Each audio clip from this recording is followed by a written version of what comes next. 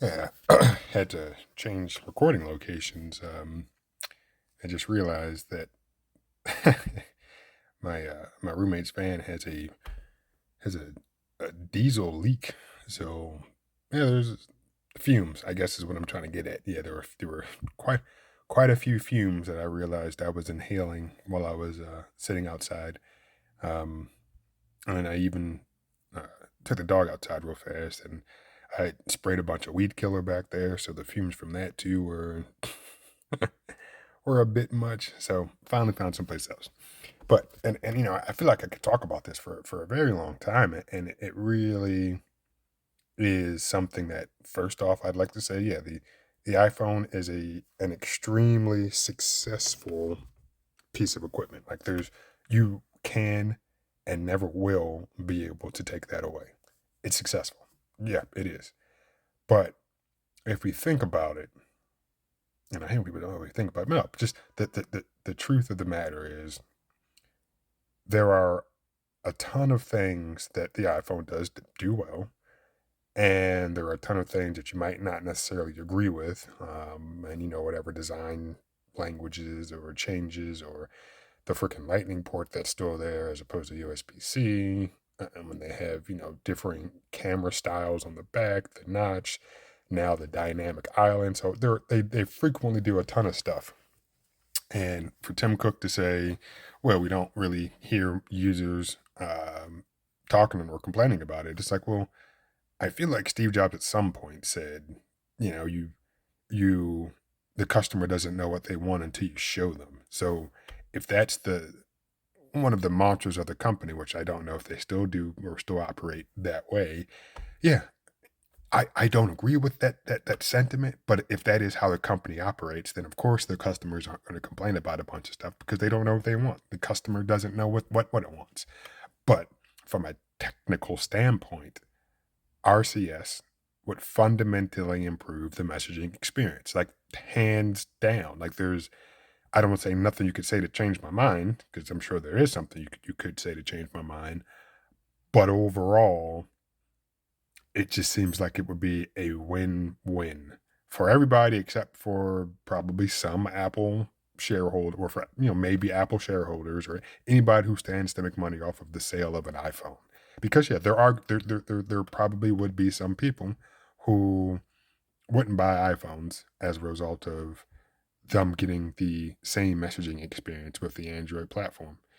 But that leads me to, I'd say, the bigger point, which I mentioned before, is it almost sounds like they're not confident in their product. It's like they almost know, yeah, we're like we created something, it works well, and that's it. But it's like, well, are you confident in it though? Like, do you think that if you make this one change, people are still going to continue to buy it? And it sounds like the answer is no. I mean, they can, make up any lies about, "Oh, customers aren't talking about it." And again, you could probably ask the average Android user, oh, sorry, the average iPhone user, even Android users too. I mean, a lot of people just don't fundamentally know that RCS even exists. But exclusively talking about iOS users, walk up to them, hey, do you know what RCS is? No. But if you did ask them, how is it when you message an Android user, they would tell you that it is not a great experience. So they may not be able to put a name on it, but guarantee you talk to various iOS users about their messaging experience with Android users, and you're going to say, or they're going to say, that sometimes it is not the greatest. I have a friend of mine, one of her older sisters, her mother, and I think somebody like a family friend or something. Like they all, and I think their dad. Yeah, no, definitely the dad. They all have um, iPhones, and then the oldest sister has an Android phone. And when they send group messages or whatever, they actually have two separate group chats. So they have the one that includes the sister with the Android, and they have one that excludes her. And again, I guarantee you, if I talk to any of them, except for my friend who I've talked to about RCS, if I talk to any of the other ones, they'd say how bad the experience is. And their solution is creating a separate group chat and then finding a way to get whatever content to the system with an Android phone if they absolutely need to. But they're like, well, we're not going to mess up our entire like the messaging experience for everybody at the expense of you, or for the expense of you, or whatever I'm trying to say. Um, I guess it'll be at our expense. So yeah, they've separated it, and yeah, when they send the other sister a message, it's just that one-on-one experience from whoever it is. So and I know that happens with many people. Like I'm not in a ton of group messages, so I yeah, can't speak of it for me personally in terms of having two different experiences. I will say though that right now, myself, my brother, and my mother are in a group chat. My dad has an Android device, which I buy them for him, and he says he doesn't like Apple, which I completely understand why. So I wouldn't force it on him. But there have been times when my mom has decided to send all of us a message. I'm like, oh crap. She included dad on the chat because normally it's just the three of us.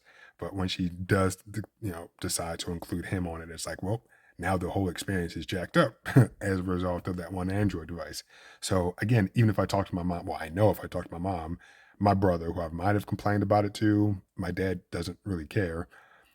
But I'm quite confident they wouldn't know what RCS is, but they'd be able to express frustration if we're trying to send videos or pictures amongst the family.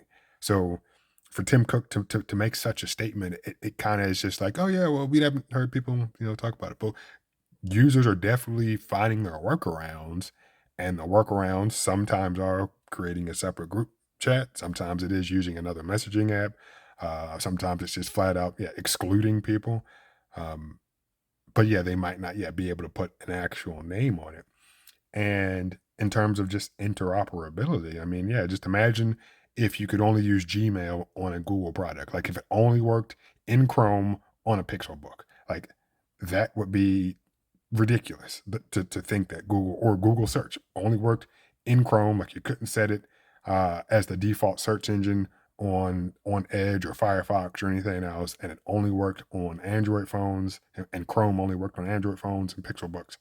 Like you'd be like, well, that's nonsense. Like you wouldn't think that that would be a reality. And of course, their business, um, their business minds are different, or the ways that they make money are different. So for Chrome, yeah, it's in their best interest to be, well, for Google really, Google search, it's in its best interest to be on as many devices as possible, and for them to be able to show ads to as many people as possible. So yeah, it wouldn't make sense. However, because at this point Google has gotten so powerful, they could make that switch, and people would at that point have to make a decision like, okay, and this of course would only be if Google really wanted to sell hardware, which I don't think they really cared to do so. I mean, they make stuff, but yeah, I don't really think that's number one on their list of concerns. But if they did right now, because of like their dominant market share of 90 something percent of people use Google for search as opposed to Bing or DuckDuckGo or whatever else, if they decided to flip that switch and said, hey, you want this, you need to buy a Pixel, you need to buy a Chromebook, there'd be a lot of people who would have tough choices to make. And I'm sure government would get involved and they'd say, you can't do that. And then well, Apple does it, and, or whatever, like having apps or services that are exclusive to your platform, and then your platform is only available on certain hardware. Yeah, like I don't see what the difference at that point would be, but of course Google's not going to do that. So that's that. But but yeah, Gmail is widespread. If Microsoft decided to say, you know what, yeah, we're going to change our business mindset too, and we really want to sell you some hardware. So if you want Microsoft Windows, or if you want, let's say, yeah, we got to really, get down. So if you want to use Microsoft Office, you need to run Microsoft Windows, and if you want to run Microsoft Windows, then you need to buy a Surface. And at that point, you say, well, what? Like, yeah, that's the only way you can get Windows now. We've decided to change our business model. And if you want to be able to do stuff that you've been doing for a while, you now got to buy our hardware. And again, that's never going to happen. But we're so used to being able to buy whatever brand of computer we want. Yes, Windows is the dominant operating system, but at least we have the flexibility of being able to install it on a wide variety of different pieces of hardware. And then of course Office runs on top of that, which yeah, but you can get Office for the Mac. So um, you get Office for Android. I think yeah, you can download a Microsoft apps in the Google Play Store, and I even think on iOS. So yeah, it's in their best interest also to be as many places as possible. And I definitely do know or realize that the other two companies that I mentioned, they are kind of software companies, whereas Apple is both. And they're going to want you to sell you the hardware. And of course, once you get the hardware, you run the software. And the only way to get the software is to get the hardware. But for this particular messaging app, for me, it really feels like they just aren't confident in their product. And I mean, I can understand why. As I've said before, like, yeah, if they opened it up, I would have no problem getting rid of my iPhone. Absolutely no problem because I really don't like it. The only thing I like about my 12 mini is how small it is. But the lightning port isn't good anymore. I don't know if it ever was. The cameras are fine, but I really don't like the user interface of iOS, and it's a personal choice. Um, but yeah, I enjoy Android, and if I could get that same messaging experience, something that we all fundamentally do, if I could get that same experience using um, using Android with to message other or to message iPhone users, then yeah, it would be absolutely great. So so yeah, I yeah, I mean it's not going to happen. Apple's not going to adopt RCS, but again, it just seems like Tim Cook isn't as confident in his product as he should be. And overall, as a consumer and as somebody who cares about this stuff, and I mean, like right now, I think I have like six Android devices right now and one iPhone. But for me, it's each one of these phones does something different, and I think it does whatever different well, well enough for me to have a whole another phone. And some might say, well, that means the iPhone is just good at everything. And I'm like, nope, the iPhone for me is the basis of this entire video, or the basis of these last three videos, is iMessage. That is it. That's the only reason I have this phone. Uh, it doesn't do anything else better for what I want it to do. And yeah, iMessage keeps me locked into this particular device. Now, personally, all my phones that I buy are used. So I'm okay buying an iPhone and I don't feel like I'm giving Apple money directly, which I'm sure the person that I bought the phone from, if it's an individual user, is then going to take that money and buy another Apple product, or they've already bought another Apple product and now they're just kind of recouping their funds. So indirectly, I still give them money, but directly, I'm at least one person, sometimes more removed from that dollar actually ended up, inside that company. Um, so yeah, I I really don't have mixed feelings about it. It's unfortunate that yeah, the CEO of the world's, uh, I guess most lucrative or richest company, however you want to, most valuable company, I guess would be the best way of putting it, is saying no, I'm not going to improve the experience.